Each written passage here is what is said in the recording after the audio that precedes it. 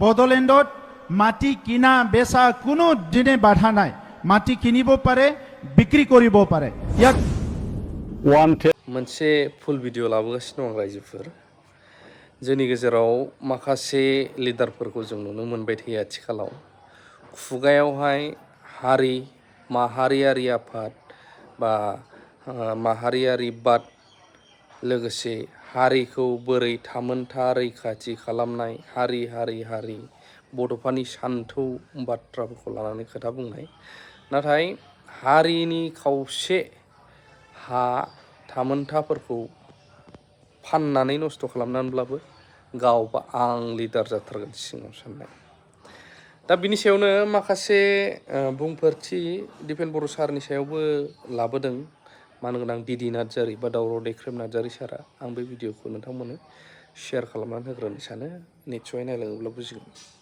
माने एथ' गिदिर स्टेटमेन्ट होनबाय, एफा गाज्रि स्टेटमेन्ट होनबाय, बे समावबो जोङो दुलाराय बर' फरायसा आफादे जेबो बुङाखिसै, खुनु स्ट्रं मोनसे बिसोर रल लायाखिसै। जों बेखौ दुखु खालामो, निन्दा खालामो। दिनै दिपेन बर'आ दिनै बिनि सायाव फंसे खोथा बुङा। दाख्लै मोनसे स्टेटमेन्ट होदों बे सिगाङाव। दिलीप शइकिया जेब्लानाखि बुङो बेखौ लाना बयबो जेब्ला आपत्ति खालामो, बयबो जेब्लानाखि निन्दा खालामो, बे समाव माने बे नंखायखौनो साधारन मोनसे खोथा बुंगोन दिपेन बर'आ, जे बे इलेक्सन केम्पेइनाव अनेक खोथा बुङो, अनेक खोथा डिबेट जायो। जोंहा बेयाव माने हाबनांगौ बाथ्रा गैया। मालायनि इलेक्सन डिबेट खालामनायाव जोंहा एबसुआ जोङो माने डिबेट खालामनांगौ बाथ्रा गैया। लाइट मोनसे स्टेटमेन्ट होननानै मिथि जादों। खिन्थु दिनैथ' नुबायना मा जागासिनो दं। दा ओंखायनो दिपेन बर'आ रिक्स लानांगौ। नोंनो जिहेथु दिपेन बर'आ दिलीप शइकियाखौ नोङो देरहानांगौ होननानै एर'प्लेन गाखोलायनानै नोंनो माने केम्पेइनाव ओंखारदों, नोंनो एमपि बानायदों। दा दिनै नोंनि एमपिआ दिनै माने बर' बेरेखा मानो खोथा बुंगासिनो दं, मानो बिटिसि सिफायनाय बाथ्रा बुंगासिनो दं, मानो ट्राइबेल बेल्ट सिफायनाय बाथ्रा बुंगासिनो दं। आरो लोगोसे दिनै हेमन्त बिश्व शर्माबो नोंसिनिथ' क्ल'ज, नोंसिनि एलाइन माने मोनसे गभर्नमेन्ट, बेबो दिनै माने बर' बेरेखा बाथ्रा बुंगासिनो दं। नों दिनै मानो बेखौ बुंनो हाया, जेबो फंसे खोथा बुंनो हाया। नोंसोर मानो दिनै स्ट्रं नङा? मानो नोंजों आंजों माबा मोनसे जालायोबा नोंसोरखौ माबा मोनसे क्रिटिसिजम लाबोयोबा, नोंसिनि भुलखौ बुंब्ला नोंसोर जोंखौ एखेबारे फुथ्ला सावो, सिगियो नोंसोरो, सोरखौबा बुयो नोंसोरो, सोरखौबा अन्थाइ खुयो नोंसोरो। गोबां बर' नेता सानसुमैन बादि मानसिखौ फुथ्ला सावबाय नोंसोरो। डक्टर दिननाथ बसुमतारी मानसिखौ फुथ्ला सावबाय, गोबां मानगोनां अनजुलि दैमारि मानसिखौ फुथ्ला सावबाय। मानो सावखो बिसोरो? बिसोरथ' जाथिनि थाखाय जेबो बेरेखा मावाखैमोन। बिटिसि 6 सिडुल लाखिनायनि बाथ्रा बुंदोंमोन। बिटिसि 6 सिडुलखौ सिफायमोना होननानै बिसोर दिनै कर्टआव मोनसे आपिल खालामदोंमोन। दा दिनै बेनि थाखाय फुथ्ला सावबाय। खिन्थु दिनै बिटिसि सिफायनो नागिरबाय हेमन्त बिश्व शर्मा मोनहा, ट्राइबेल बेल्ट सिफायनो नागिरबाय दिनै हेमन्त बिश्व शर्मा मोनहा, माने दिलीप शइकिया मोनहा। बे खेथ्रआव दिनै मानो फंसे खोथा बुंदिया, मानो सिरि, मानो फुथ्ला सावहादिया? नोंहा जे एथ' बुरजा सिफाय दंमोन, दिनै आनसलिक कमिटि बिसोर दिनै माबा मोनसे बिराद बुंहोयो बिसोरो, एखेबारे जानो बायदि थानो हायि बायदि ओरैबायदि बुंहोयो बिसोरो, रिएक्सन होयो। दिनै माने मोनसेबो रिएक्सन होदिया। बहा थांखो नोंसिनि गोहोआ? आं दिपेन बर'खौ खावलायो, नोंसिनि गोहोखौ देखाय। नोंथांमोना आवगायबो बुं, स्टेटमेन्ट हो। जाथिखौ गाबथानांगोन, जाथिया निरापत्ता मोननांगोन। दा गैया नोङो, नों ओरै नोंनि माखासे माबाफ्रा ओरैबायदि माने लासिं सिं, जे जाथिनि अलखद मावबा नों स्ट्रं नङा, दुरबल नोङो। हरेस नों बे माने कारगिलाव जेब्ला माने माबा जायो, जम्मु काश्मीराव अपारेशन सिन्दुर जायो, अपारेशन सिन्दुर जानाय समाव दिपेन बर'आ माने 10,000 सैन्य फाथायहरगोन एबसुनिफ्राय होनना बुंबाय, भलन्टियार्स। नोंहा मा भलन्टियार्स दं? नोंहा अस्त्र गोनांलाय। एबसुआ बबाव अस्त्र गोनां, बबाव ट्रेनिं लानानै माने भलन्टियार दङ? बिदि बाथ्रा बुंनो, बेथ' लासिं सिं बाथ्रा, बियो मिनिथावथाव बाथ्रा। बियो सासे एबसुनि प्रेसिडेन्टआ बेबायदि नंखाय एखेबारे बिराद लाइट बाथ्रा बुंनो समायथारा आरोखि।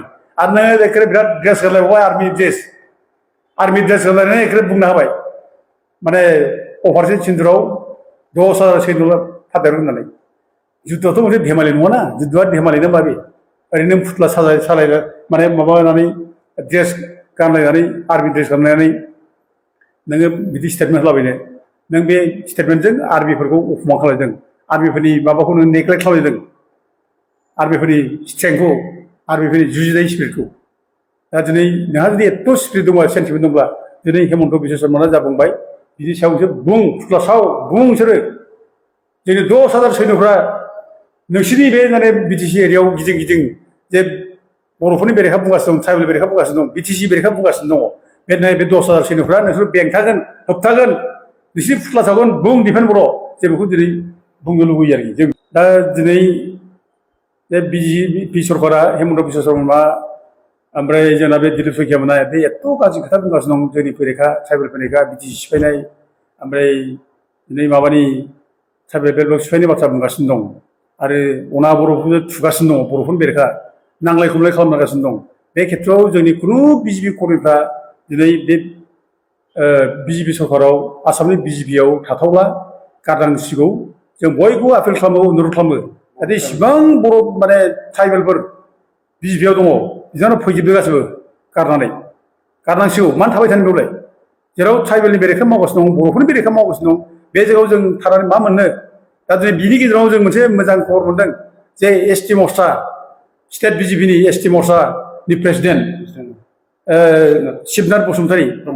शिबनाथ ब्रह्म दा बिथाङा अलरेडि बिथाङा बिजेपि गारनानै फैबाय दा बिथाङा जेरै माने गावनि माने सेन्टिमेन्टखौ देखायबाय बिजेपिखौ मुगैनानै फैबाय दा बेबायदि गारलायनानै फैलायनाय समाव जोंनि मानसिफ्रा बिजेपियाव थाना मा मोननो बयबो फैफिनजोबदो फैनांगौ दा गारनानै फैनांगौ गासैबो दा गावनि जाय आफादफोर दङ बेयावनो फैनानै जों जाथिनि थाखाय गाबना फैदो जों बेखौ बयखौबो खावलायहरो रायजोफोरखौ जोङो रायजो राजाफोरखौ बयखौबो खुलुमहरनाय जाबाय आंनि लोगोआव दं दा अल आसाम ट्राइबेल स्टुडेन्टस इउनियननि आफादगिरि हरेश्वर ब्रह्म आरो जोंनि बड'लेण्ड जनजाति सुरक्षा मन्थ्रिनि एसिस्टेन्ट सेक्रेटारि रावखुंगुर बसुमतारी ओमफ्राय जोंनि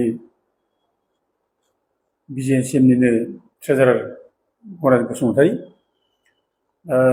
जों दिनै बेयाव प्रेस मिट लिंनायनि खारना जाहैबाय जे बिटिसि इलेक्सननि केम्पेइन खालामनाय नामाव आसामनि चिफ मिनिस्टार मानगोनां हिमन्त बिश्व शर्मा आरो लोगोसे आसामनिनो बिजेपिनि प्रेसिडेन्ट दिलीप शइकिया दरं उदालगुरिनि एमपि दा बिथांमोनहा जायनाखि बाथ्रा बुंबाय बे बाथ्राया दिनै हजम खालामथाव नङा आरो बे बाथ्रानि थाखाय दिनै बयबो बर'आ खुद्रिदों बयबो ट्राइबेल मानसिया खुद्रिदों आरो बेखौनो जों दिनै आरो बुंफिननो लुबैदों जे दिलीप शइकिया जे बाथ्रा बुंदों जे बिटिसिआव मोननै माने प्रभिजन थानो मोना हय बिटिसिआ सिफायनांगौ हय नङाब्ला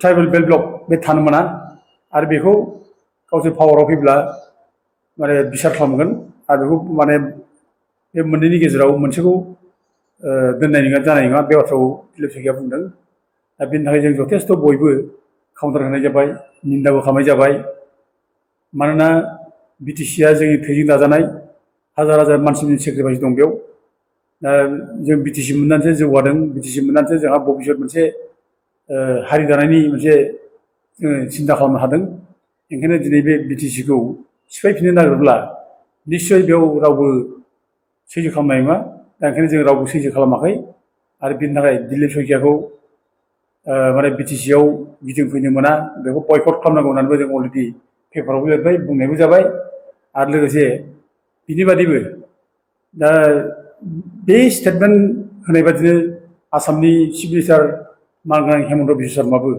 बेनाबो खिन्थु एखे बिसोरनि एजेन्डाया एखे बेखौनो जों नुजादों आरोखि बिसोरबो जे बिटिसिखौ सिफायनो नागिरदों बे बाथ्राखौ माने हेमन्त बिश्व शर्मानि रावजोंबो जों माने मिथिनो मोनबाय